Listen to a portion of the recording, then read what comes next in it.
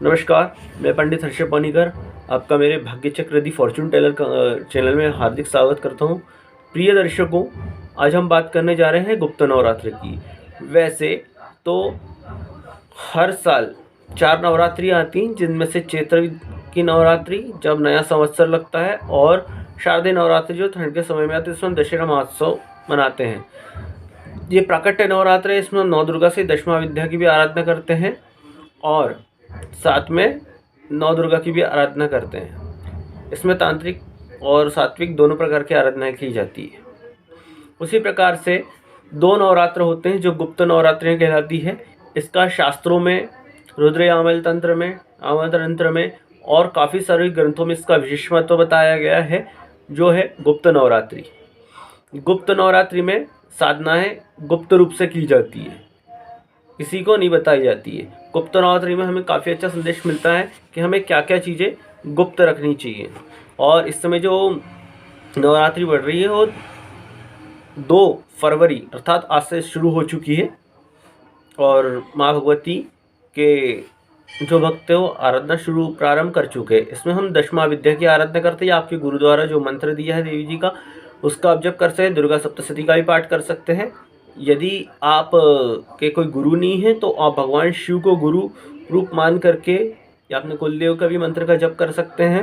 और या नवाण मंत्र जो हो, ओम ऐं ह्रीं क्लीं चामुंडा यही विच्चे, इसका भी जप कर सकते हैं। या सिद्ध कुंजिका स्तोत्र का भी प्राप्त कर सकते, वो भी काफ़ी गुप्त है। और सिद्ध कुंजिका स्तोत्र, इसके ऊपर काफ़ी अच्छा वीडियो लेकर के आऊँगा मैं जल्दी। इसका भी आप जप कर सकते हो। कवच का पाठ कर सकते हैं, कवच अर्गला किला इसका पाठ कर सकते हो। दुर्गा सप्तशती का भी आप पाठ कर सकते हैं। गुप्त नवरात्रि हमें बताती कि हमें जो भी कार्य है गुप्त रूप से क्या क्या करना चाहिए। हमें कभी भी अपने मतलब जो शत्रु है, शत्रु वर्ग है या अपना पैसा है, बीमारी है, ये किसी को नहीं बतानी चाहिए। बीमारी आप डॉक्टर को बता सकते हैं, अपने काफ़ी सहयोगियों को बता सकते हैं। या हमारी उम्र भी नहीं बतानी चाहिए किसी को कि आप कितने साल के हो। या हमारी जो काफ़ी गुप्त चीज़ें हैं वो नहीं बतानी चाहिए। हमें प्रेम संबंध है या परिवार की कोई भी बात हो या कोई की धर्म की परंपरा हो या कोई गुप्त मंत्र हो आपके घर संबंधित या गुप्त बात हो माता पिता से रिलेटेड, जो भी रहे वो हर किसी को नहीं बतानी चाहिए।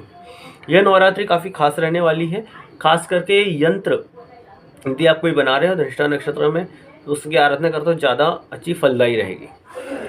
अब हम बात करेंगे कि दश विद्याएँ महाविद्याएँ कौन कौन सी है जिनकी आराधनाएँ हम करते हैं। देखिए, कभी भी किसी को नुकसान पहुंचाने के उद्देश्य से साधना न करें। देवी भगवती जगत जननी को माता के रूप में उनका आशीर्वाद प्राप्त हो, यही काफ़ी है रक्षण प्राप्त। यदि आप किसी को नुकसान पहुंचाने, किससे कोई भी प्रयोग करते, कोई भी अनशन प्रयोग करते हैं, उसके जिम्मेदार आप स्वयं होंगे। यहाँ मैं जो बता रहा जा रहा हूँ मंत्र आराधना, आप किसी गुरु के निर्देश में अवश्य करें। अपने मन से बिल्कुल भी कोई आराधना न करें। यदि आप करना चाहते हैं आराधना साधना तो आप सात्विक रूप से करें, क्योंकि यदि आप तांत्रिक रूप से कोई आराधना करते हैं तो उसके लिए विशिष्ट गुरु की आज्ञा होना आवश्यक है। आपका गुरुमुख होना आवश्यक होता है। अब हम बात करेंगे पहली जो दशमा विद्या है वो है महाकाली। स्क्रीन के ऊपर आपके भी फोटो आ जाएगी। देवी महाकाली, ये उनके साथ में महाकाल जी की आराधना की जाती है। महाकाली जो है प्रथम स्वरूप है दशमा विद्या के। इनका वर्ण नीला काला है पूरा और इनके अष्ट स्वरूप है। पहला है चिंतामणि काली, दूसरा है स्पर्श काली, तीसरा है संतति प्रदा काली, चौथा है सिद्धि काली, पांचवा दक्षिणा काली, छठवा है कामकला काली, चौथा है हंस काली और अष्टम है गुह्य काली। इनका जो बीज मंत्र है वो क्रिंग बीज मंत्र है। दूसरा जो महाविद्या है वो है तारा देवी। ऐसी मान्यता है कि महादेव द्वारा जब समुद्र मंथन के समय कालकोट विष का पान किया, समुद्र मंथन से जो विष निकला था उसका पान किया गया था, तो उनके गले में जलन हो रही थी। तो उस दुहा को शांत करने के लिए देवी द्वारा, पार्वती द्वारा तारा देवी का स्वरूप लिया गया और उनको स्तनपान कराया गया ताकि उनकी क्षुधा शांत हो। तो इनकी शरण में जाने से किसी भी प्रकार का विष हो, आपके मन में विष हो, कोई भी हो, वो दूर होता है। यह शवारूढ़ है, शव के ऊपर विराजमान है, इसलिए इनकी तांत्रिक साधना की जाती है, सात्विक साधना नहीं की जाती। देवी काली की आप सात्विक भी साधना कर सकते हैं, सात्विक पूजा भी कर सकते हो, तांत्रिक भी कर सकते हैं, परंतु इनकी सिर्फ तांत्रिक साधना है। इनके भी स्वरूप है नील तारा, उग्र तारा, महोग्र तारा, वज्र तारा, सरस्वती, कामेश्वरी, भद्रकाली, चामुंडा, शवारूढ़ा। इनका जो बीज मंत्र है ह्रीं स्त्रीं फट, ह्रीं स्त्रीं फट, स्किन के ऊपर आ जाएगा। तीसरा जो स्वरूप है वो है त्रिपुर सुंदरी। इनके 3 सिर हैं और ये धन प्रदाता देवी हैं। इनका जो मंत्र है वो है ओम ह्रीं श्रीं त्रिपुर सुंदरी नमः। यह रक्त वर्ण के वस्त्र धारण किए हुए, इनका स्वरूप काला है, इनके 3 मुख हैं। इनकी आराधना करने से लक्ष्मी की प्राप्ति भी होती है और सौंदर्य प्राप्ति भी अवश्य होती है। इसकी साधना भी सात्विक रूप से की जा सकती है। देवी भुवनेश्वरी, यदि आपको भवन से संबंधित दिक्कत है, भवन नहीं बन पा रहा हो, या आपको कोर्ट केस हो भवन से संबंधित हो, आपको उसमें विजय दिलाने के लिए देवी भुवनेश्वरी से प्रार्थना करनी चाहिए। यह रक्तवर्ण के वस्त्र धारण करती है। इनका जो माया बीज मंत्र है ओम ह्रीं है, स्किन के ऊपर भी दिख जाएगा आपको। 5वां जो स्वरूप है वो छिन्नमस्तिका देवी।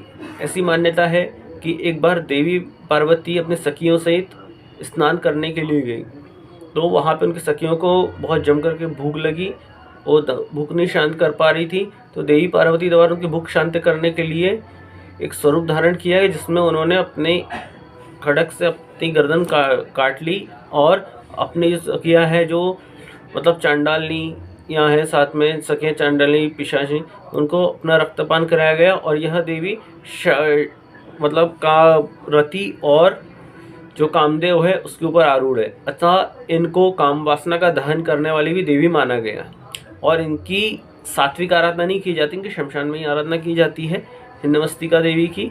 और इनकी तांत्रिक आराधना है, तो किसी गुरु के द्वारा यदि आपको मंत्र मिला हो तो इनकी शमशान में साधना कर सकते हैं। वैसे अपने भक्तों का ये कल्याण ही करती है, किसी का नुकसान नहीं करती है। तो इनका जो मंत्र है वो है श्रीं क्लीं ह्रीं ऐं वज्रवेरोचनीय, ये हुम हुम फट स्वाहा, स्किन के ऊपर आपके आ जाएगा ये मंत्र। उसके बाद आता है 6वां त्रिपुर भैरवी। यह मुंडों की माला अपने गले में धारण किए हुए काली जी के स्वरूप जैसी है और अर्ध चंद्रमा धारण करती है, अर्थात जो शीतलता की प्रदायक है।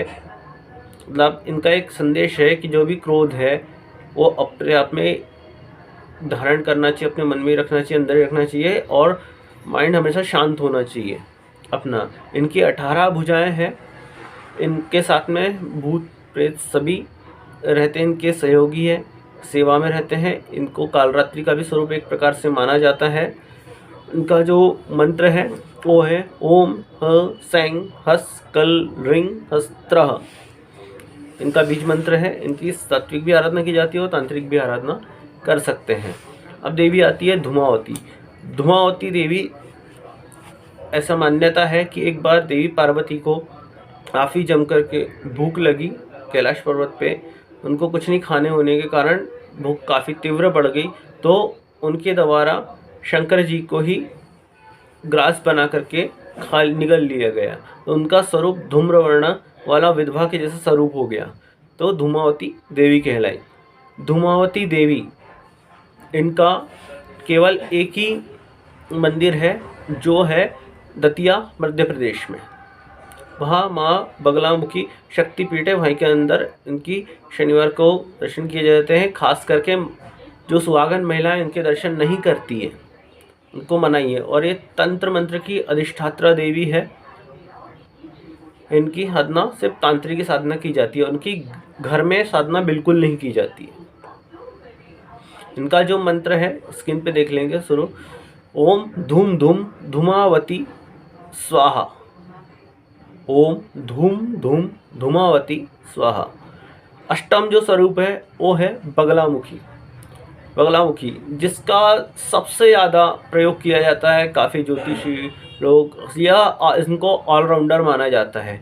कोई भी तंत्र मंत्र भूत प्रेत पिशाच बाधा सभी प्रकार का नष्ट करना, कोर्ट में विजय या गृहस्थ संबंधी जो भी तकलीफ़ है उसका निवारण, या किसी ने किसी को जब फंसा दिया हो तो उसके निवारण के लिए इनकी आराधना अवश्य की जाती है।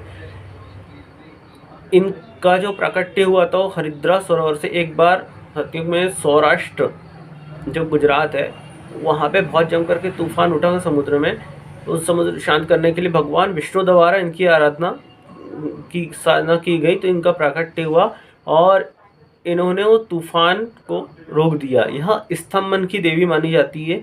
स्तंभन अर्थात किसी भी चीज़ को रोक देना। इनका जो बीज मंत्र है ओम लिंग है, और इनका जो मंत्र है मुख्य मंत्र है ओम लिंग बगलामुखी सर्वदुष्टानाम वाचम मुगम पदम स्तंभ्य जीवा कील बुद्धि विनाश लिंग ओम स्वाहा। ये इनका बीज मंत्र है और ये 36 अक्षरी मंत्र है।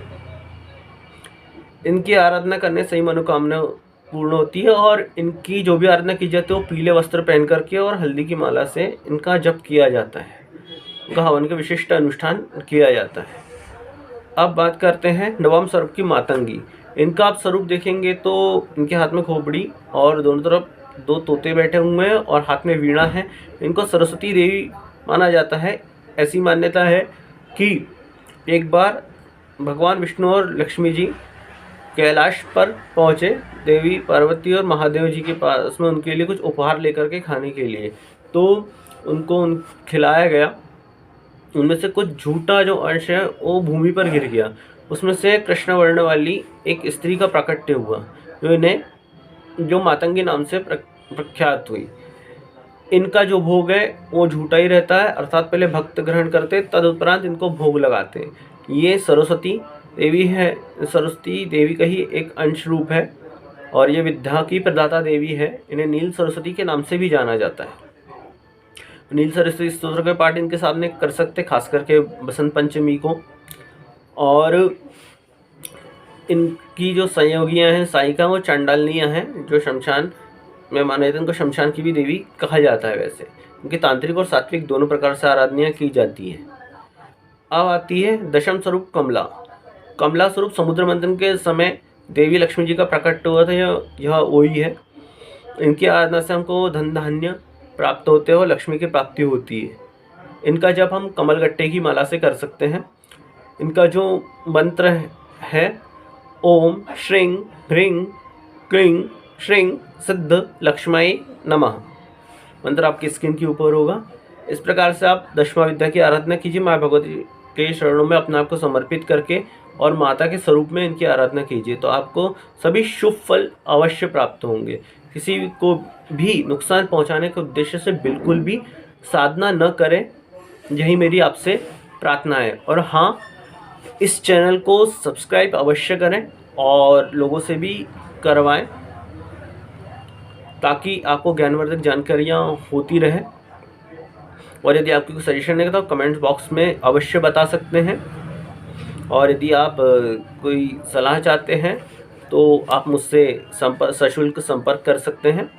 मेरे फ़ोन नंबर्स और डिटेल आपके स्क्रीन के ऊपर दिख जाएगी, तो आप मुझसे संपर्क कर सकते हैं। धन्यवाद।